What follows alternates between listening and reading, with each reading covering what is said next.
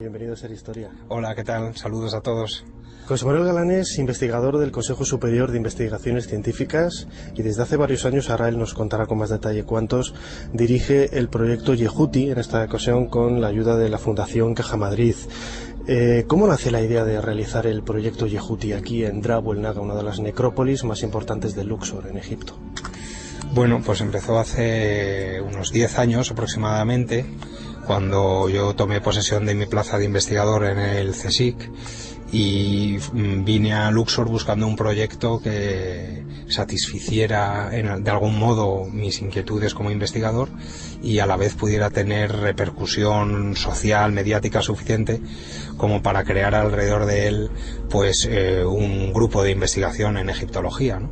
Entonces viajé a Luxor, estuve con el jefe del Servicio de Antigüedades de la zona, Mohamed El Biali, mirando distintas posibilidades, distintas tumbas que eran conocidas pero que por una u otra razón nunca habían sido investigadas, y después de la larga lista de tumbas, como digo, conocidas pero no investigadas, pues llegamos a la tumba de Yehuti y rápidamente cautivó mi atención porque es una tumba fenomenal, llena de inscripciones de arriba abajo, que es lo que a mí me interesa, porque es lo que tiene más información histórica. Y la personalidad de Yehuti es muy atractiva porque él sirve a una de las pocas mujeres que reina como faraón en el Antiguo Egipto, que es la reina Hatshepsut, y además sirve... ¿En qué cronología nos movemos? ¿En qué año?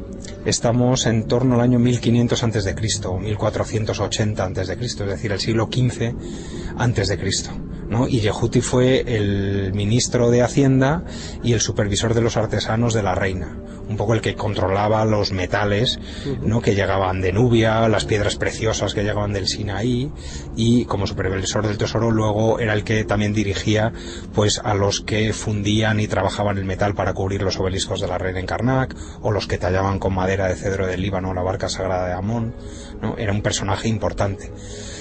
El reinado de Hatshepsut es importante no solo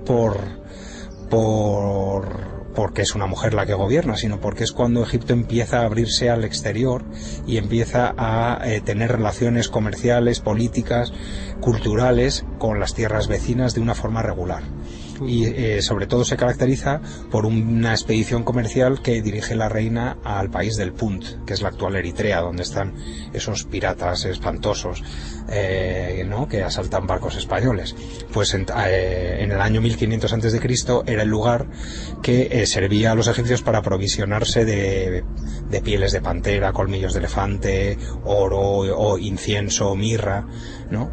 Y ahí mandó la expedición comercial Hatshepsut, y Yehuti es el encargado de registrar por escrito todo lo que llega a la capital, a la antigua Tebas, hoy Luxor, ¿no?, de ese lejano país, ¿no? Y de esa forma Yehuti está involucrado en la construcción del imperio egipcio, que es lo que a mí me interesaba como investigador científico, ¿no? De tal forma que cuando entré en la tumba de Yehuti y vi todas las inscripciones que hablaban de lo que él había hecho al servicio de la reina, ¿no?, cómo había registrado por escrito todas las maravillas que llegaban del Punt, etcétera, pensé que era el proyecto idóneo para mí, ¿no? Además es una tumba espectacular, excavada en la roca de la montaña, que se comunica con otras tumbas vecinas, ¿no?, y formando una especie de catacumba, con lo que le daba al proyecto ese toque un poco de Indiana Jones, ¿no?, que podía ser muy mediático, como efectivamente ha ocurrido, ¿no? Nos encontramos en el patio de acceso a la fachada, al interior de la tumba de Yehuti, donde más información se puede extraer, ¿no? Bueno, un investigador científico lo que intenta es llenar lagunas de conocimiento.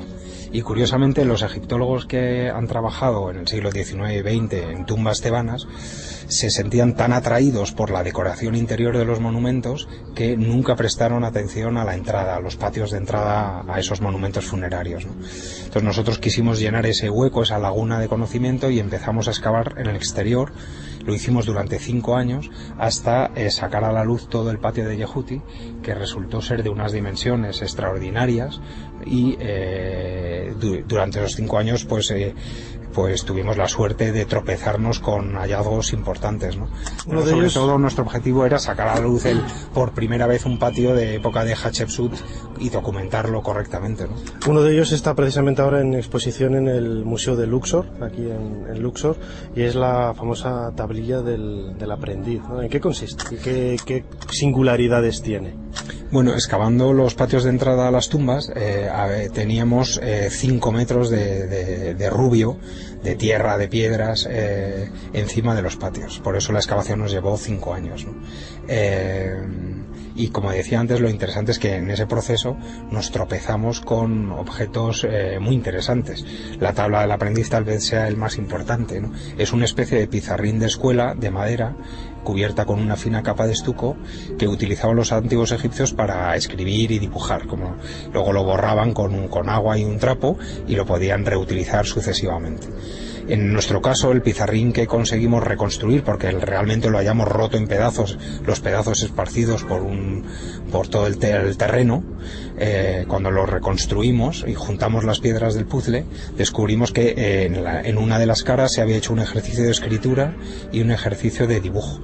El ejercicio de escritura era un texto que se utilizaba mucho en las escuelas de escriba para aprender a escribir, y el dibujo que se había practicado tenía el valor añadido que era el único retrato frontal de un faraón que se conoce hasta hoy en día, ¿no? En realidad lo que ha hecho el maestro y el alumno ha sido ensayar el estudio previo para la talla de una escultura, ¿no? Porque en pintura y en relieve el rostro humano, y sobre todo el del rey, se representa por convención artística siempre de perfil.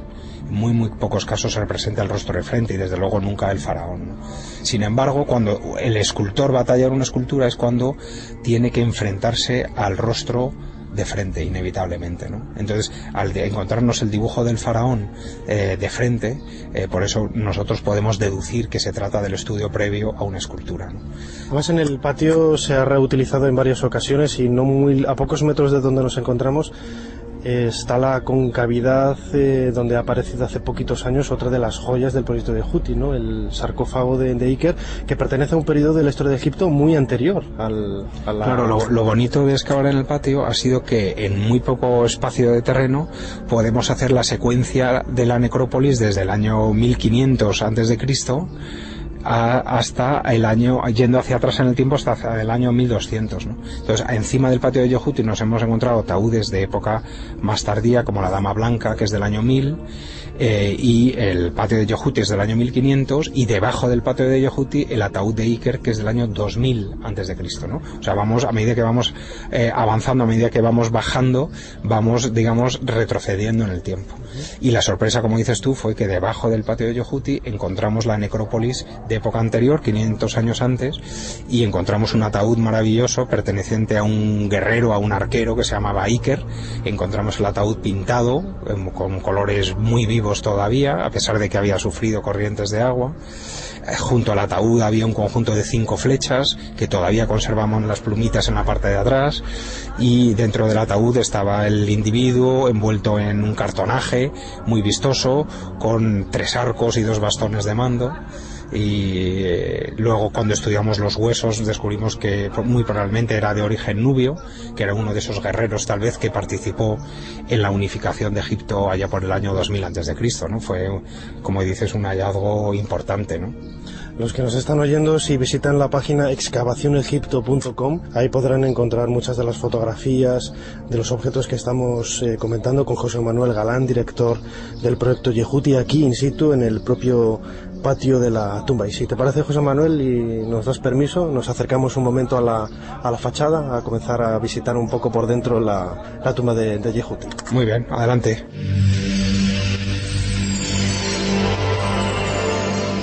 La montaña tebana era para los antiguos egipcios el lugar en donde, sobresaliendo por encima de las aguas del caos, surgió la colina primigenia que dio lugar a la vida y al nacimiento de los dioses.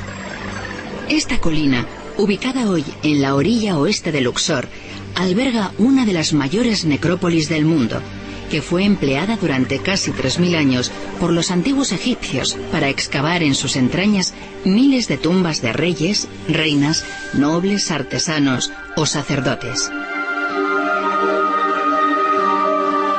Dra Abu el Naga se sitúa en la zona más septentrional de la necrópolis, junto a la carretera que lleva al templo de la reina Hatshepsut, en Deir el Bahari.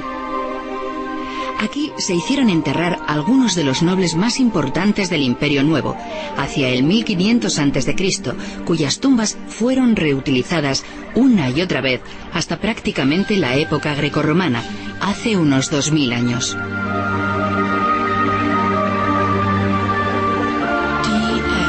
La de Yehuti sigue el diseño tradicional de las tumbas de esta época. Un gran patio da acceso a una fachada excavada en la roca de la pared de la montaña. En ella, una puerta nos conduce a un amplio pasillo que a su vez nos lleva hasta la sala más interna del sepulcro, el Sancta Sanctorum. Aquí, en el suelo, se abre el pozo que da acceso a la cámara funeraria que conservaba en origen los restos de Yehuti. Ser Historia, con Nacho Ares. Seguimos ahora nuestra visita junto a la fachada de la tumba de Yehuti, que es lo realmente importante, los textos, ¿no? Sin lugar a dudas. Lo bonito y lo importante de la tumba de Yehuti son los textos. No es casualidad que Yehuti era un escriba real, que él pretende lucirse ante sus contemporáneos precisamente como un gran dominador de las letras, ¿no? El dios escriba por excelencia es el dios Tot, que en antiguo egipcio se dice Yehut. El nombre de Yehuti significa el que pertenece al dios Tot, ¿no? Y ya solo con su nombre Yehuti quiere vincularse al dios de la escritura, ¿no? Además, curiosamente, Yehuti proviene de la provincia de Hermópolis, que es la provincia en la que el dios Tot es el dios patrono por excelencia, ¿no? Entonces, desde su nacimiento, con su nombre, con su pueblo natal, Yehuti está vinculado a la escritura, y en su tumba lo que quiere es, como digo, lucirse ante sus contemporáneos como el gran dominador de la escritura. Y así en la fachada, que normalmente en esta época no se decoraba, tiene dos grandes inscripciones, una en la que cuenta su vida al servicio de la reina Hatshepsut, todo lo que él hizo para ella como supervisor del tesoro y supervisor de los artesanos, y al otro lado de la puerta de entrada tiene un gran himno al dios solar Amon-Ra, ¿no? Cuando se le eleva por la mañana al otro lado del Nilo, por encima del templo de Karnak, que es lo que tenemos enfrente de Draguelnaga, ¿no? O sea que con esta fachada ya Yehuti se presenta como el escriba por excelencia, ¿no? En la antigüedad había una conexión directa entre esta zona de Draguelnaga, ¿no?, en concreto, y el templo de Karnak. Claro, la necrópolis de la antigua Tebas se ubica en la orilla occidental, porque por aquí es por donde se pone el sol, y los egipcios creían y esperaban que cuando el sol atraviesa la tierra por debajo para volver a salir por el horizonte opuesto a la mañana siguiente, y ellos lo que quieren es unirse al sol en ese viaje subterráneo para renacer con él a la mañana siguiente. Entonces la necrópolis se encuentra en la orilla occidental, justo aquí está la colina de Draguelnaga, y justo enfrente al otro lado del Nilo tenemos el templo de Karnak. Y por eso Draguelnaga es importante, ¿no? Por ejemplo, la fiesta religiosa más importante del templo de Karnak se llama la Bella Fiesta del Valle, en el que se saca una estatua del dios Amón, se le hace atravesar el Nilo para visitar la necrópolis. Pues el primer lugar donde el dios Amón toca la necrópolis para ir visitando los distintos monumentos funerarios es Draguelnaga, ¿no? Por eso aquí hay una gran densidad de tumbas, ¿no? Porque era un sitio perfecto para enterrarse justo mirando a Karnak. Yehuti sufrió, al igual que algunos de sus contemporáneos, una cosa que en términos de arqueologías se define como damnatio memoriae, que significa el borrado de la memoria, que es, explícalo tú directamente, porque es muy llamativo, se puede ver en muchos de los relieves, ¿no?, de los textos de su tumba. Primero hay que contar que la propia reina Hatshepsut sufre en sus monumentos la damnatio memoriae, es decir, su nombre y su efigie son borradas, golpeadas sistemáticamente después de su muerte, tal vez por ser mujer precisamente, para evitar que otras mujeres siguieran su ejemplo, ¿no? El rey posterior pues decide acabar con su memoria, con su ejemplo, ¿no? Y lo curioso es que algunos altos oficiales al servicio de la reina Hatshepsut, como en el caso de Yehuti, también sufren en sus monumentos esa misma damnatio memoriae. Lo más fácil es pensar que la damnatio de la reina pues se hace extensible a sus altos oficiales. Lo que pasa es que la respuesta no es tan fácil, porque hay algunos oficiales que no sufren damnatio memoriae, sino incluso al revés, que luego tienen una carrera administrativa, política muy boyante en reinados posteriores, ¿no? ¿Por qué sufre Yehuti damnatio memoriae en su monumento? Pues no lo sabemos, ¿no? Eso es una pregunta que tenemos que tratar de responder a medida que vamos investigando su monumento funerario, ¿no? ¿Las representaciones que habéis encontrado en la tumba son solamente religiosas? ¿Hay escenas de la vida cotidiana? Claro, lo bonito de los monumentos egipcios, tanto los templos como las tumbas, es que son libros abiertos de historia política, social, económica y por supuesto religiosa y funeraria, ¿no? Los jeroglíficos que llenan las paredes se leen y cuentan cosas, ¿no? Y en el caso de Yehuti pues tenemos textos de todo tipo, como decía antes, un texto autobiográfico de tipo civil, pero también un himno religioso. Luego tenemos un gran panel en el pasillo central que nos cuenta los rituales de la apertura de la boca, que es el ritual más importante en el momento del enterramiento del difunto.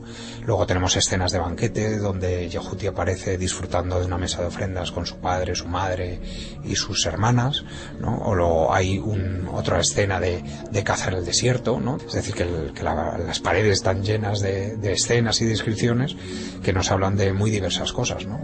Hay algunas escenas que son realmente deliciosas, ¿no? Porque estamos en uno de los momentos de la historia de Egipto en donde mejores obras artísticas se crean.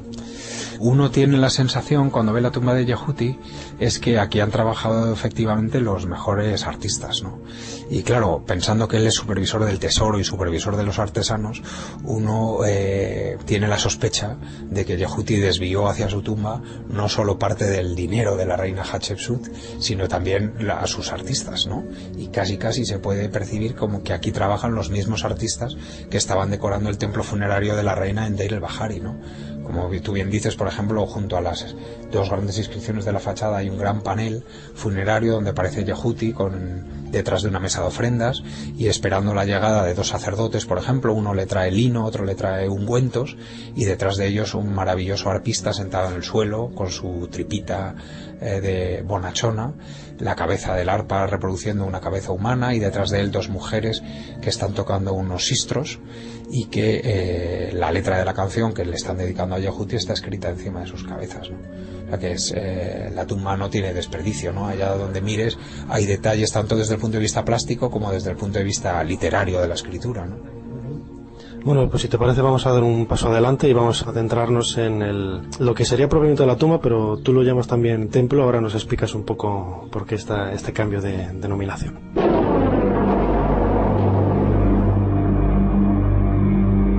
Entre los textos religiosos funerarios que tanto proliferaron en el Imperio Nuevo, uno de los más importantes es el que los egiptólogos denominan Libro del Amduat.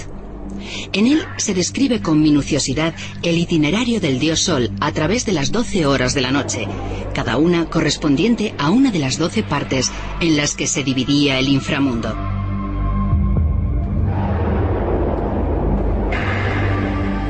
Cada una de sus 12 regiones poseía un gobernador, una población, sus ríos, sus montañas, etc. Recogido en su totalidad en las tumbas de Tutmosis III y Amenofis II, el libro del Amduat identifica la figura del difunto con el disco solar Ra. La momia debía seguir los mismos pasos que el sol para alcanzar la última hora de la noche y volver a la luz del día.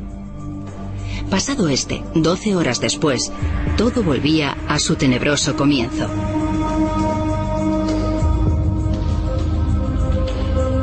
El momento más crítico de la noche era cuando antes del amanecer, la barca solar se enfrentaba a la serpiente Apophis.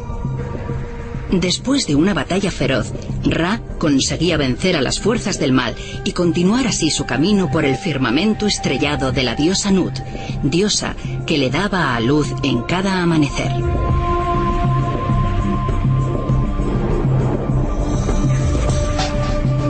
Ser Historia, con Nacho Ares. Cadena Ser. ¿En dónde estamos, José Manuel, director del proyecto Yehuti? Estamos en la cámara más interna de la tumba de Yehuti, ¿no? La tumba de Yehuti penetra en la montaña unos 17 metros en horizontal, y al fondo del todo es el Santa Santorum del monumento funerario, ¿no? En realidad, como tú apuntabas antes, El monumento funerario Yehuti se compone de dos partes, ¿no? Una capilla o santuario que quedaba abierto al público y que Yehuti quería que la gente entrara, lo visitara, leyera las inscripciones en la medida de sus posibilidades, viera las escenas. Es que esta parte en realidad no es la tumba, esta parte horizontal que penetra dentro de la montaña es un espeos o un hipogeo, es un santuario tallado en la roca de la montaña como Covadonga, ¿no? Y que quedaba abierto al público y Yehuti quería que la gente le conociera, ¿no? Lo que es propiamente dicho la tumba es el pozo funerario que baja 8 metros, como tú decías. Ese quedaba totalmente sellado y tapado y ahí no debía entrar nadie, y esa es la tumba. Frente a nosotros tenemos el Santa Santorum, la capillita en la que aparece la escultura del propio Yehuti con su familia, que precisamente está orientada exactamente a la... Bueno, ayer cuando lo visitamos por la mañana se veía perfectamente la entrada de los rayos del sol en un fenómeno muy parecido al que podemos ver en Abu Simbel. Exactamente, o sea, la mejor prueba de que esto es un santuario que queda abierto es que está pensado para que la luz de la mañana entre, recorra el pasillo central e ilumine la parte principal, que son las estatuas que están talladas al fondo de la cámara interna en el Santa Santorum. En este caso representa a Yehuti escoltado por su padre y por su madre, lo que se pretende conmemorar, ¿no? Y recordar y conmemorar con este monumento, ¿no? Hay que pensar también que los antiguos egipcios pensaban que si tú eras enterrado correctamente, siguiendo todos los rituales, si tú te habías comportado bien en la vida, superarías con éxito el juicio final, que ellos pensaban que tendría lugar, ¿no? Y si superabas con éxito el juicio final, serías merecedor de una vida eterna, plena. Y de esa forma, digamos, vences la muerte física. Y si eres capaz de vencer la muerte física, de alguna forma te conviertes en un dios, ¿no? Por eso todos los muertos enterrados correctamente, etcétera, de alguna forma son dioses, y como dioses son merecedores de un santuario, ¿no? Entonces Yehuti, digamos, muerto y resucitado, tiene este santuario en Drabol Nagad en el que nos encontramos ahora mismo, ¿no? Y junto a él su padre y su madre. Bajo nuestros pies, como decía ahora, hay un pozo de 8 metros que se hunde en las entrañas del suelo de la montaña tebana, donde el año pasado realizasteis un descubrimiento asombroso por su originalidad, ¿no? Una capilla, una cámara funeraria, mejor dicho, con restos del ataúd de Yehuti, corrígeme si me equivoco, algunas joyas y sobre todo, lo más importante, unas pinturas deliciosas que gracias a vosotros veían por primera vez la luz. Claro, lo bonito del proyecto Yehuti, sobre todo para los que participamos más directamente en él, es que no ha parado de sorprendernos desde el primer momento, ¿no? Cuando empezamos a excavar los patios, pues no pensamos encontrar nada y encontramos la tabla del aprendiz, la dama blanca y luego después el ataúd de Iker, ¿no? Luego sacamos a la luz ese patio maravilloso que no estaba documentado, un patio más grande que ningún otro. Luego Yehuti tiene la peculiaridad de que decora la fachada, que nadie lo hace, y luego cuando excavamos el pozo funerario no pensábamos encontrar nada extraordinario, porque en aquella época, igual que no decoran las fachadas, tampoco decoran las cámaras funerarias, no es lo normal. Y la gran sorpresa fue encontrarnos que Yehuti quería también hacer alarde de su dominio de la escritura, y lo que hizo fue decorar su cámara funeraria con capítulos del libro de los muertos pintados tanto en las paredes como en el techo, para literalmente envolverse en las letras sagradas que le iban a permitir acceder a la vida eterna de forma más rápida y directa, ¿no? Entonces eso realmente no nos lo esperábamos, ¿no? Y eso fue lo bonito, es encontrarte algo que no te esperas, ¿no? Porque en aquella época, salvo 2 o 3 oficiales más, ¿no? Pues no, incluso los notables más distinguidos no decoraban su cámara, ¿no? Y ese fue un hallazgo fenomenal. Luego, además, a la entrada de esa cámara pintada descubrimos, como decías tú antes, un conjunto de pendientes de oro que probablemente pertenecieron a Yehuti, y ya pues le dio todavía un valor más a nuestra excavación, ¿no? Así que no, desde luego no nos podemos quejar, ¿no? Para alguien que quiera leer textos jeroglíficos, Yehuti se ha convertido en el lugar idóneo, ¿no? Las paredes desde fuera hasta dentro y hasta abajo están enteramente escritas, y es sobre todo una fuente de información fenomenal, que es lo que los investigadores vamos buscando, no vamos buscando tesoros. Lo de los pendientes de oro, pues hombre, nunca está mal encontrarlos, pero lo que nosotros realmente vamos buscando es documentación de tipo histórico, social, económico, pero también religioso, cultural, etcétera, ¿no? Antes comentabas que la meta, el objetivo de todos los egipcios en la antigüedad era realizar en condiciones un enterramiento que les garantizara su existencia. ¿Tú crees que gracias a vuestro trabajo, ya como última pregunta, Yehuti puede estar contento y considerar que ha conseguido ese objetivo?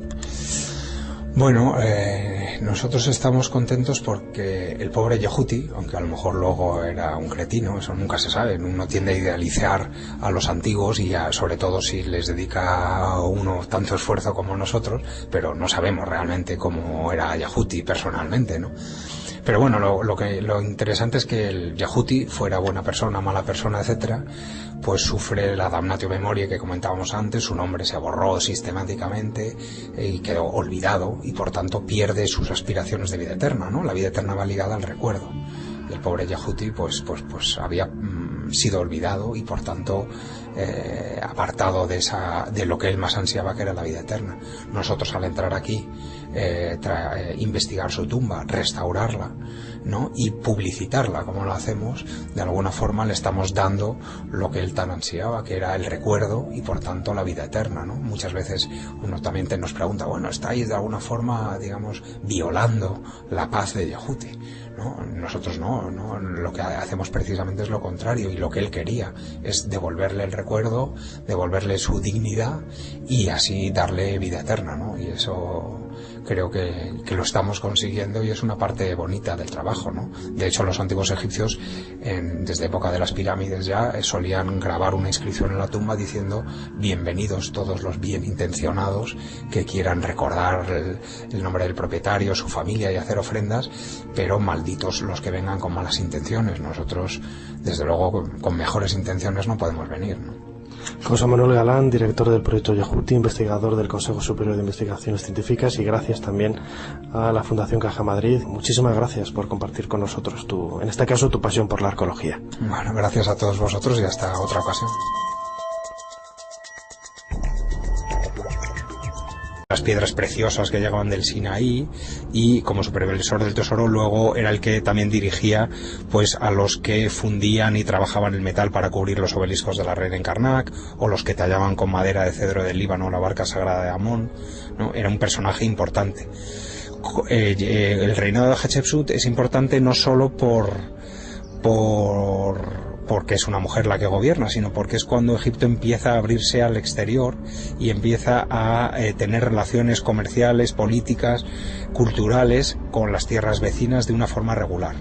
Y sobre todo se caracteriza por una expedición comercial que dirige la reina al país del Punt, que es la actual Eritrea, donde están esos piratas espantosos, ¿no?, que asaltan barcos españoles. Pues en el año 1500 a.C.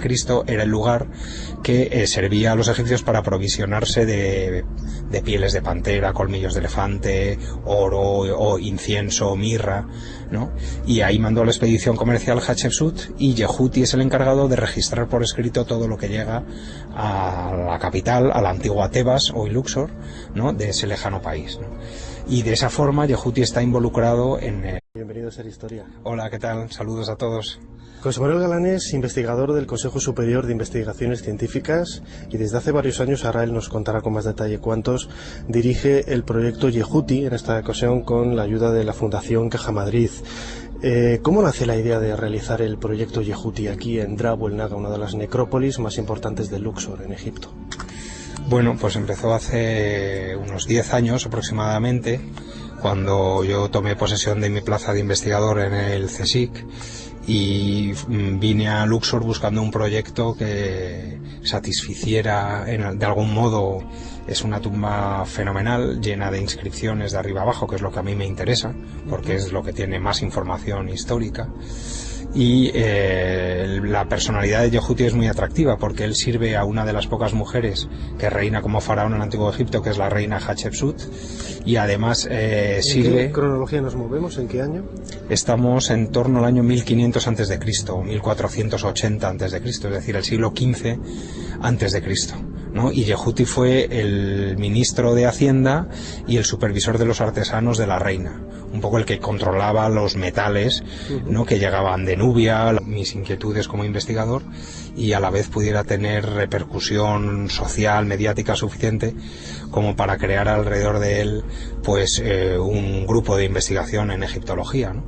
Entonces viajé a Luxor, estuve con el jefe del Servicio de Antigüedades de la zona, Mohamed El Biali, mirando distintas posibilidades, distintas tumbas que eran conocidas pero que por una u otra razón nunca habían sido investigadas, y después de la larga lista de tumbas, como digo, conocidas pero no investigadas, pues llegamos a la tumba de Yehuti y rápidamente cautivó mi atención porque